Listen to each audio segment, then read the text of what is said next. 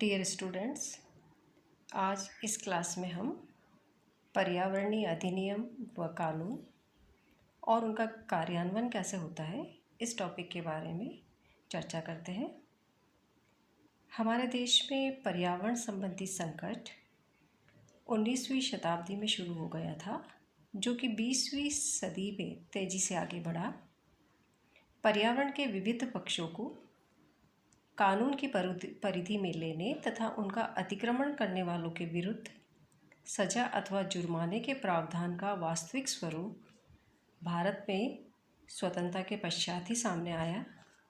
भारत में संविधान निर्माताओं ने भी संविधान निर्माण के समय पर्यावरण संबंधी नियमों का उल्लेख किया है, जिसमें यह कहा गया कि यह राज्य का कर्तव्य है कि पर्यावरण को सुरक्षित रखा जाए और उसमें सुधार किया जाए। इसके साथ ही साथ देश के वनों और वन्य जीवों को भी सुरक्षित किया जाए। संविधान ने प्राकृतिक पर्यावरण जैसे वन, झील, नदी, वन्य जीव इत्यादि के सुधार व सुरक्षा के लिए प्रत्येक व्यक्ति को जिम्मेदार माना है। पर्यावरण से संबंधित कानून राजनीति के निर्देशात्मक सिद्धांतों और मौलिक अधिकार में ही बनाए गए हैं। संविधान के नीति निर्देशक सिद्धांत के अनुच्छेद 48A में पर्यावरण की सुरक्षा निश्चित करने व पर्यावरण को स्वच्छ रखने पर बल दिया गया है। इसमें प्राकृतिक पर्यावरण का बचाव तथा समस्त जीव के प्रति आत्मीय भाव रखने पर बल दिया गया है, किंतु इन सभी नियमों पर न कभी विशेष ध्यान दिया गया और न ही न्यायालय में कोई गंभीर मसला लाया गया। वास्तव में यह एक प्रकार से पर्यावरण के प्रति शासन व जनता की उपेक्षा थी, जिसका परिणाम पर्यावरण क्षति में वृद्धि के रूप में सामने आया। इस कारण भारतीय संविधान के अंतर्गत इन्हें संरक्षित करने के लिए अनेक अधिनियम और कानून बनाए गए।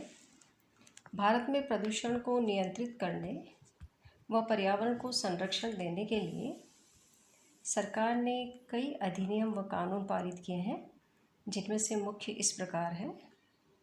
पर्यावरण संरक्षण अधिनियम 1986, दूसरा है वायु प्रदूषण निवारण एवं नियंत्रण अधिनियम, तीसरा है जल प्रदूषण निवारण एवं नियंत्रण अधिनियम, नेक्स्ट है वन्य जीवन संरक्षण अधिनियम और लास्ट है वन संरक्षण अधिनियम।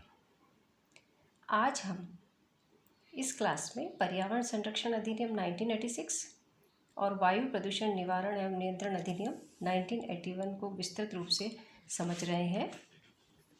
पर्यावरण संरक्षण अधिनियम 1986 मानव पर्यावरण की रक्षा और सुधार करने एवं पेड़ पौधों और संपत्ति को छोड़कर मानव जाति को आपदा से बचाने के लिए पर्यावरण संरक्षण अधिनियम 1986 पारित किया गया था।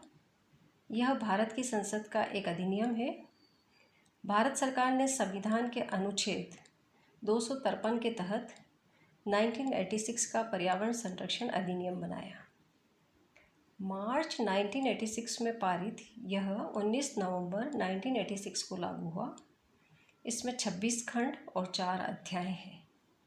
इसके उद्देश्य 1986 के अधिनियम को इस भावना में अधिनियमित किया गया था कि मुख्य उद्देश्य पर्यावरण की सुरक्षा और सुधार प्रदान करना था। इसके अन्य उद्देश्य इस प्रकार है। जून 1972 में स्टॉकहोम में आयोजित मानव पर्यावरण पर संयुक्त राष्ट्र सम्मेलन में किए गए निर्णयों को लागू करने के लिए।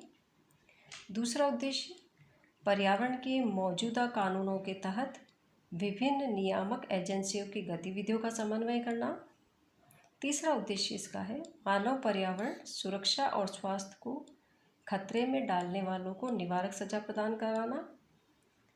नेक्स्ट है खतरनाक पदार्थों से निपटने के लिए प्रक्रियाओं और सुरक्षा उपायों को रखना। इस प्रकार यह अधिनियम पर्यावरण संरक्षण के लिए बनाया गया, क्योंकि पर्यावरण की बिगड़ती हालत पर चिंता बढ़ रही थी। लेकिन आज पर्यावरण सुरक्षा के लिए एक व्यापकतर सामान्य अधिनियम मौजूद होने पर भी पर्यावरण की क्षति जारी है। हमें अगर अपने पर्यावरण को बचाना है तो इस अधिनियम को बहुत आक्रामक ढंग से हमें लागू करना होगा। अब हम नेक्स्ट अधिनियम समझते हैं, वायु प्रदूषण निवारण एवं नियंत्रण अधिनियम। सरकार ने यह अधिनियम 1981 में प्रदूषण को नियंत्रित करके वायु को साफ रखने के लिए बनाया। इसमें कहा गया कि वायु प्रदूषण के स्रोत जैसे उद्योगों, वाहनों, बिजली घरों आदि को निर्धारित सीमा से अधिक कण पदार्थ, सीसा, carbon monoxide, sulphur dioxide, nitrogen oxide, वाष्पशील कार्बन यौगिक व अन्य विषैले पदार्थ छोड़ने की अनुमति नहीं होगी। इसके लिए सरकार ने वायुमंडल में और कुछ स्रोतों पर प्रदूषण के स्तर मापने के लिए प्रदूषण नियंत्रण बोर्ड बनाए हैं। इसे प्रति 10 लाख या मिलीग्राम या माइक्रोग्राम प्रति घन मीटर में मापा जाता है। उद्योगों, कारों, बसों और दो पहिया वाहनों द्वारा छोड़े जाने वाले कण पदार्थ और गैसों को वायु के नमूनों की जांच करने वाले उपकरण से मापा जाता है। लेकिन सबसे अहम पहलू यह है कि व्यक्ति स्वयं वायु प्रदूषण के खतरों को तथा प्रदूषक के रूप में अपनी भूमिका को कम करें। इसके लिए सुनिश्चित करना होगा कि उनके अपने वाहन या वे जिन उद्योगों में काम करते हैं वे उद्योग उत्सर्जन के स्तर को कम करें। यह अधिनियम पृथ्वी के प्राकृतिक संसाधनों के संरक्षण के लिए बनाया गया है। इसमें अन्य बातों के अलावा वायु का संरक्षण और वायु प्रदूषण के स्तर पर नियंत्रण शामिल है। इस अधिनियम के मुख्य उद्देश्य इस प्रकार है, वायु प्रदूषण के निवारण, नियंत्रण और प्रदूषण को हतोत्साहित करने की व्यवस्था करना। दूसरा है अधिनियम को लागू करने के लिए केंद्रीय व राज्य बोर्डों की स्थापना करना। तीसरा है इन बोर्डों को अधिनियमों के प्रावधानों को लागू करने की शक्तियाँ और प्रदूषण की रोकथाम से संबंधित कार्य सौंपना। अब हम बोर्डों के अधिकार और कार्य को समझते हैं। सबसे पहले हम समझते हैं सेंट्रल बोर्ड, केंद्रीय बोर्ड। इसका मुख्य कार्य देश में वायु की गुणवत्ता में सुधार और वायु प्रदूषण की रोकथाम और नियंत्रण के अधिनियम को लागू करना है। यह बोर्ड वायु की गुणवत्ता से संबंधित विषयों पर केंद्र सरकार को सलाह देता है, राज्य के बोर्डों के कार्यकलापों का समन्वय करता है, उन्हें तकनीकी सहायता और मार्गदर्शन देता है, वायु की गुणवत्ता संबंधी मानदंड तय करता है। यह वायु प्रदूषण से संबंधित विषयों पर सूचना का संग्रह और प्रसारण भी करता है। नेक्स्ट, अब हम समझते हैं राज्य प्रदूषण नियंत्रण बोर्ड। इन बोर्डों को वायु प्रदूषण की रोकथाम और नियंत्रण से संबंधित किसी विषय पर राज्य सरकार को सलाह देने का अधिकार है। उन्हें किसी भी अवसर पर नियंत्रण के किसी उपकरण, औद्योगिक संयंत्र या उत्पादन प्रक्रिया की जांच करने और प्रदूषण नियंत्रण के लिए आवश्यक कदम उठाने के आदेश देने का भी अधिकार है। समय समय पर या आवश्यकता पड़ने पर वायु प्रदूषण नियंत्रण के क्षेत्रों का मुआयना करने की आशा की जाती है। वायुमंडल में उत्सर्जित प्रदूषण की मात्रा और संरचना के बारे में विभिन्न औद्योगिक संयंत्रों के लिए उत्सर्जन संबंधी मानदंड तय करने का अधिकार है। राज्य सरकारों को संबंधित बोर्ड से सलाह करके वायु प्रदूषण नियंत्रण क्षेत्रों की घोषणा करने तथा वाहनों के उत्सर्जन संबंधी मानदंड सुनिश्चित करने और कुछ औद्योगिक संयंत्रों के उपयोग पर प्रतिबंध लगाने का भी अधिकार है। नेक्स्ट हम देखते हैं दंड। उद्योग अगर राज्य बोर्ड द्वारा निर्धारित स्तर से अधिक वायु प्रदूषक उत्सर्जित करते हैं तो उनके प्रबंधक दंडित किए जा सकते हैं। बोर्ड वायु प्रदूषण फैलाने वाले व्यक्तियों पर अंकुश लगाने के लिए न्यायालय से प्रार्थना भी करता है। अधिनियम के किसी भी प्रावधान या किसी भी आदेश या निर्देश का जो भी उल्लंघन करे उसे 3 माह तक की कैद या 10,000 रुपये का जुर्माना या दोनों ही सज़ा दी जा सकती है। अगर ऐसा उल्लंघन जारी रहे तो पहले उल्लंघन का दंड दिए जाने के बाद उल्लंघन के हर दिन के बदले 5,000 रुपये तक का अतिरिक्त जुर्माना लगाया जा सकता है।